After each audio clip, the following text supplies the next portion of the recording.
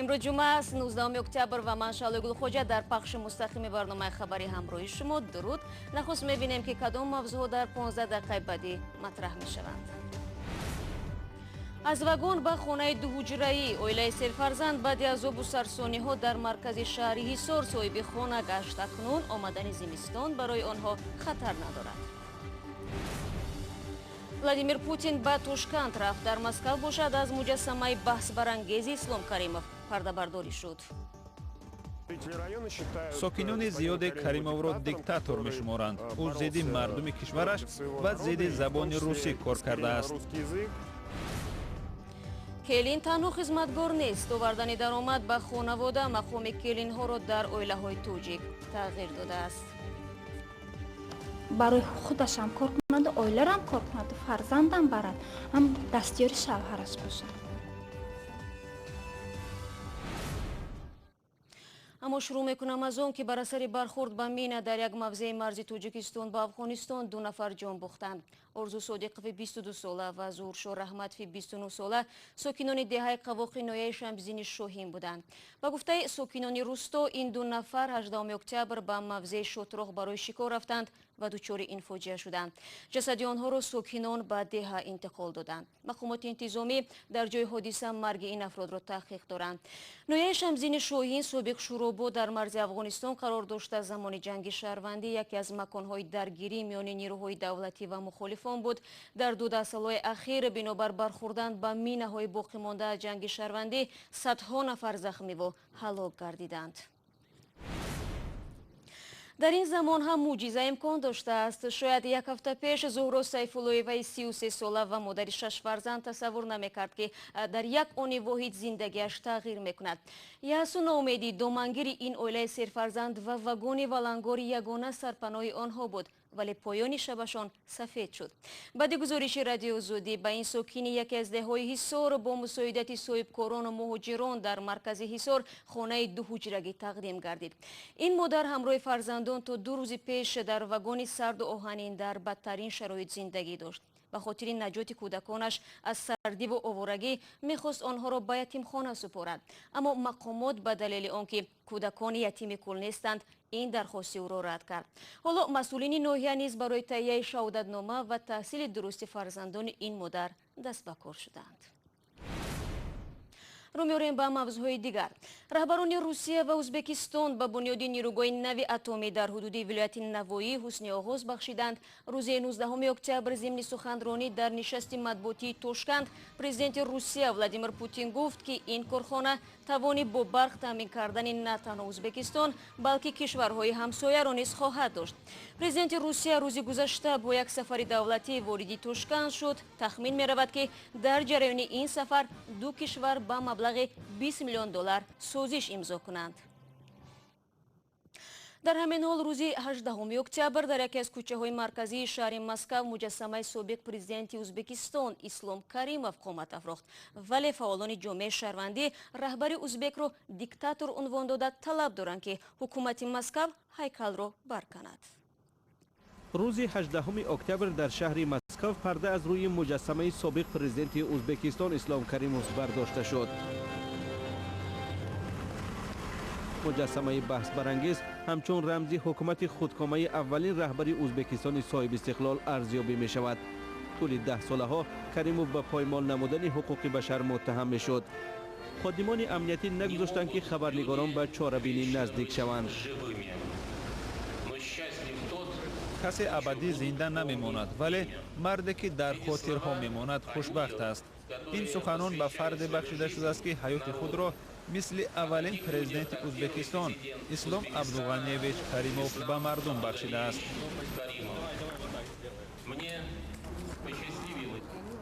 پیشنهاد گذاشتن هیکل سال 2016 هم مطرح شد. آن زمان این میدان نام اسلام کریمov را کسب کرد، اما این پیشنهاد با مخالفت استقبال یافت و بیش از 7000 نفر در سند امضا گذاشته طلب کردند که مسکو برای هیکل کریمov جای مناسب نیست. مخالفین به مقامات مسکو خاطر نشان کردند که در خود ازبکستان هم میراث کریمov بازنگری می شود. ساکنان زیاد کریمov را دیکتاتور می‌شمارند. او ضد مردم کشورش و ضد زبان روسی کار کرده است. در دوره حکمرانی او اکثر روس زبان‌ها این کشور را ترک کردند. در روسیه گذاشتن مجسمه به این خیل شخص مشکلات زیادی را خلق می‌کند. مجسمه را هنرمند بریتانیایی پال دی بنیاد نموده است. او همچنین مؤلف مجسمه معروف مکان ملاقات در ایستگاه راه آهن سنت پانکرس لندن می باشد. حامیان حقوق از دی خواهش کردند از بنیاد مجسمه خودداری کند، زیرا اسلام کریموف دیگر اندیشان سیاسی را در زندانها عذاب و اذیت میداد. دی در جواب گفت که او هنرمند است، نه سیاستمدار. در پایان چهاربینی منصبداران میدان را ترک کردند و مخالفین امکان یافتند که گلچنبرشان را در زیر مجسمه گذارند و در آن نوشته شده است که مسکو جای مناسب برای دیکتاتورها نیست. بازم برمیگردیم به تاجیکستان. بر اساس آمارها در قیاس با سالهای 80 قرن گذشته شماره فرزندان از 6 نفر به 3 نفر در این کشور پایین آمده است. این رقم امروز در دوشنبه ضمن معرفی گزارش سالانه برنامه نفوس شماری سازمان ملل متحد صدا داد. اما چون ترکیب اهالی جوان است، سرعت رشد اهالی بلند باقی میماند و بنابر حسابها هر 5 سال شماره تاجیکان 1 میلیون نفر بیشتر می شود. برای یوسفی با جزئیات بیشتری همین موضوع. در تاجیکستان جوانان پس از ازدواج می‌خواهند در کوتاه‌ترین فرصت حداقل صاحب 2 فرزند شوند و از خدمت در ارتش آزاد گردند. این حرفها در یک نشست گفته شد که گزارش سالانه بنیاد نفوس سازمان ملل متحد در تاجیکستان معرفی می‌گردید. به قول شرکت‌داران تولد فرزند در فاصله کوتاه در سالهای اول خانه‌داری چند سبب دارد. یکی از سبب‌های اساسیش این ندانستنی موادهای حاضر زمانی پیشگیرنده هم و سبب دیگری که در تولد خانه‌ها ما بسیار وامیخوریم، زنهای حامله‌دار فاصله بین تولد رو رعایت نمی‌کنن، یعنی که میگن که برای اون که شوهرم با خدمت، یعنی که به ارمیه نرود. همچنان گفته می شود که در تاجیکستان زنهای قابل تولد تقریبا اختیار تولد کردن یا نکردن را در دست ندارند. تولد فرزند یا خودداری کردن با خواست شوهر یا خوشدامن صورت می گرفته است. اما به هر صورت حساب میانه فرزندان در عائله در قیاس با سالهای 80 90 قرن گذشته از 6 نفر تا به حدود 3 نفر پایین شده است. تولد از حساب یکم و دوم فرزند زیاد می باشد.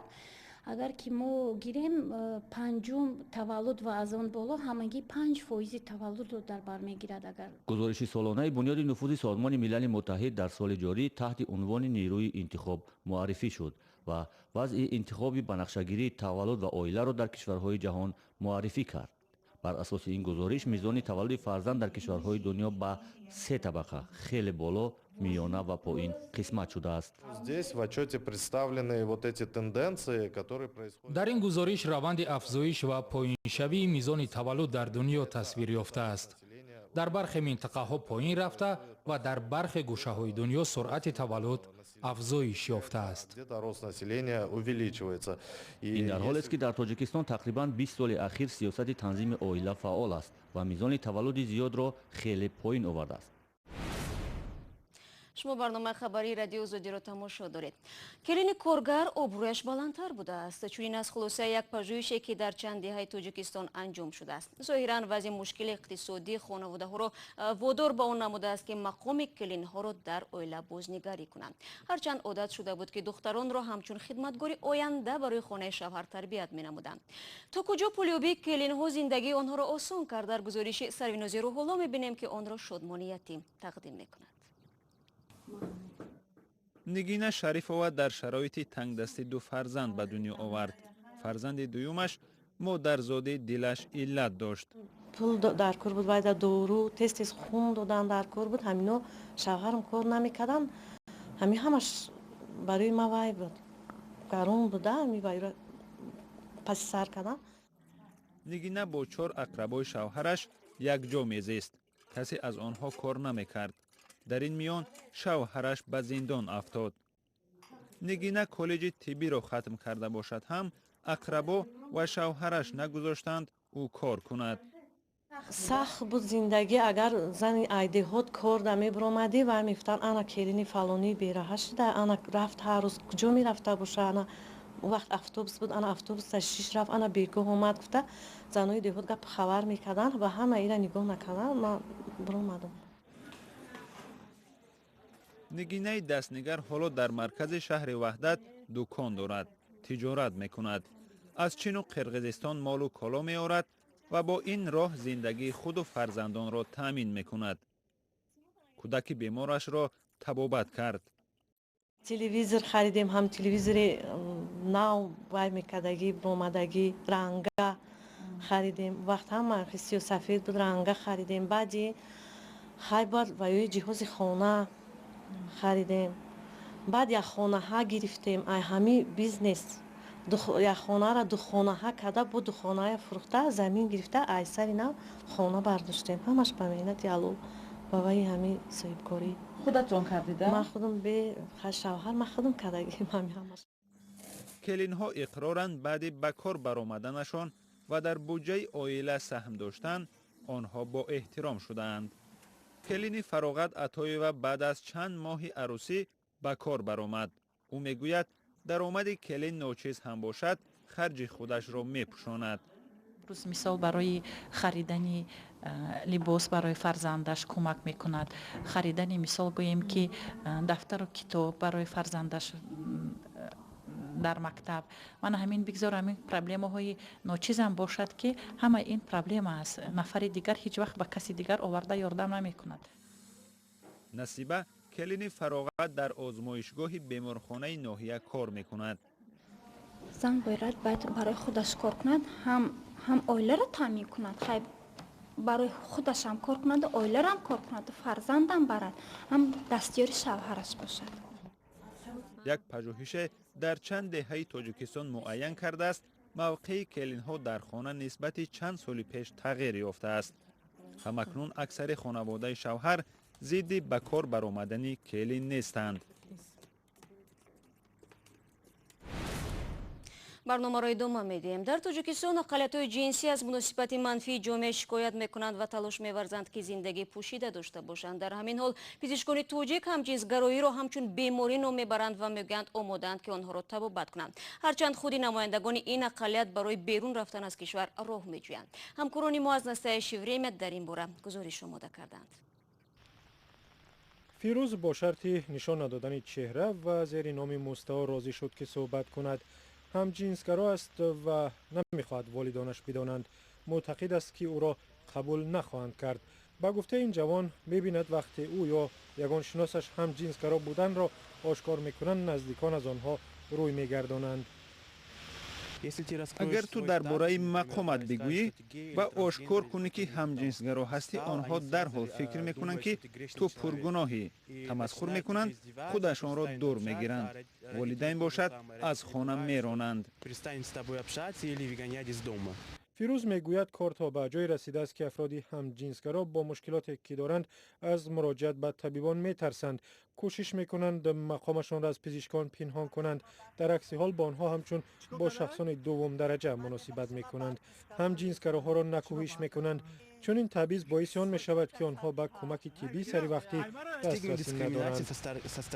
вақте ба назди табибони пӯст ва ё беморҳои аъзои таносул меравӣ, наметавонӣ рӯшод бигӯӣ ки ҳамҷинсгаро ҳастӣ ва маро табобат кунед. дар ҷомеаи тоҷикистон муносибат ба ҳамҷинсгароён ва наздикони онҳо манфӣ аст.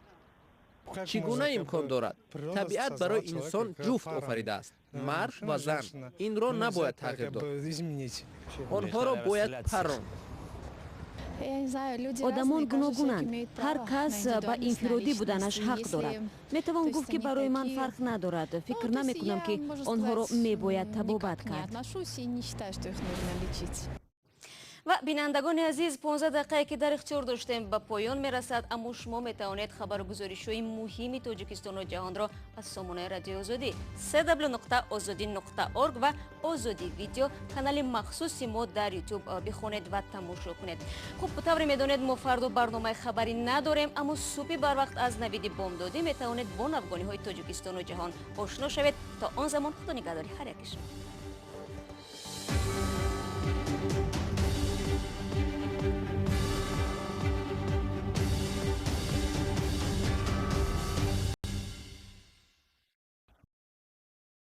Aha.